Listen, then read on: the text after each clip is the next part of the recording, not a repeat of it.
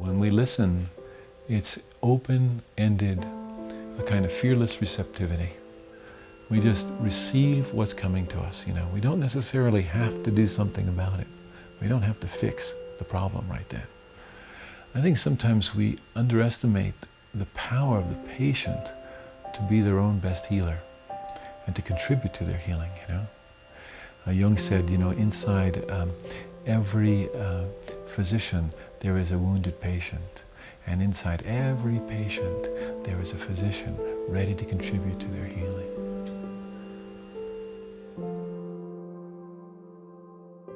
It's really easy for us not to tend to ourselves, and when that happens, I think that we become less able to really show up for other people, which links back to that wounded healer archetype, Chiron, the centaur who was pierced with a poison arrow and went into a cave and sort of ruminated, and the poison would not allow the wound to heal.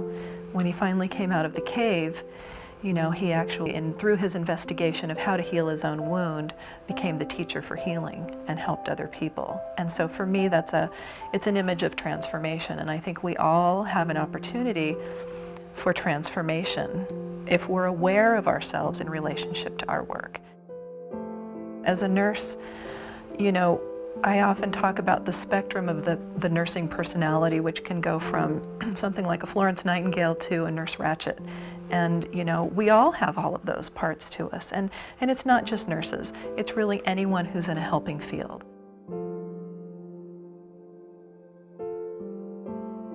Like Chiron the centaur, many people who are drawn to the caring professions are called, often on an unconscious level, to serve others as a way of investigating and healing their own wounds. It is often our own wounding that allows us to be sensitive, compassionate, and present to those around us. However, without self-awareness and a practice of self-care, the work of caring for others can ultimately aggravate our wounds.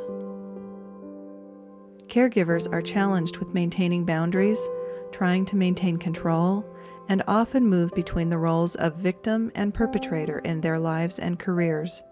This not only leads to professional burnout, but can also lead to a life lived in shadow. It is essential that we work to live and examine life in support of our own well-being. I think it's fair to say, I think most people in the profession would agree that many of us got into the work of caring for others to avoid our own pain. And so there are, fortunately, a great many wounded healers in this profession. A wounded healer is one who dives down like a pearl diver into the experience of their life to find in their wound the great gift that they have, that then is available to them to serve others. Unfortunately, not everybody makes that dive. And so while we often speak about wounded healers, we very rarely ever speak about wounding healers. Professionals who are wounding other people, not because they're bad people. It's not that they're mean or sadistic or any of those kinds of things. It is that they are unaware of their own wounds, and they're unaware of the effect of those wounds on their life and the structures and habits that they've developed as a result of that. And so they kind of go on automatic pilot,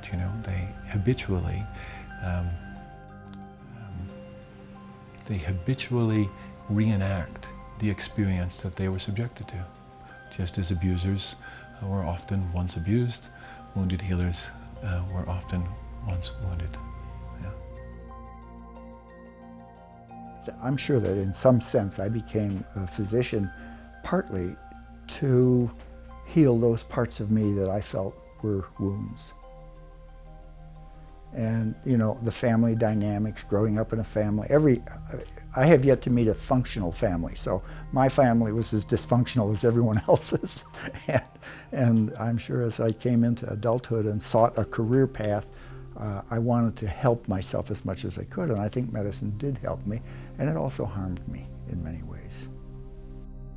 In coming to terms with my mother's death, I really realized why hospice work, and especially grief work, had drawn me in.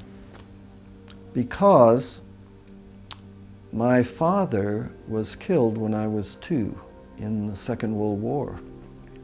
And I was living as the youngest of 3 children with my mother, new widow, and his parents. And so I kind of came into this world in grief. I know that I absorbed just tons of grief in those early years. But as a family, we really didn't deal with the grief. So when Mom died, I really got in touch with that I had a core grief issue all of my life that I had never dealt with, and that had drawn me into the work, and I was doing my own grief work while I was listening to other people.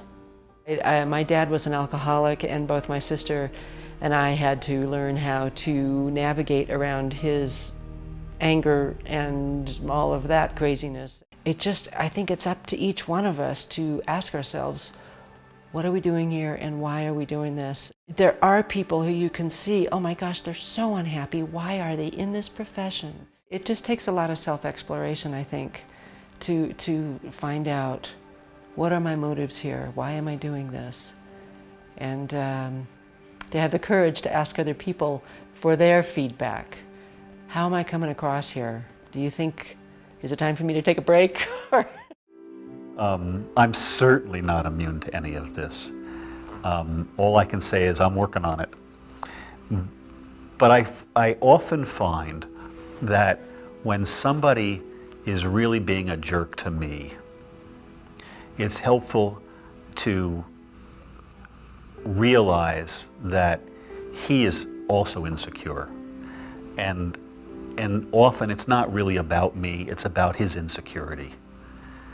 And if I can hold that and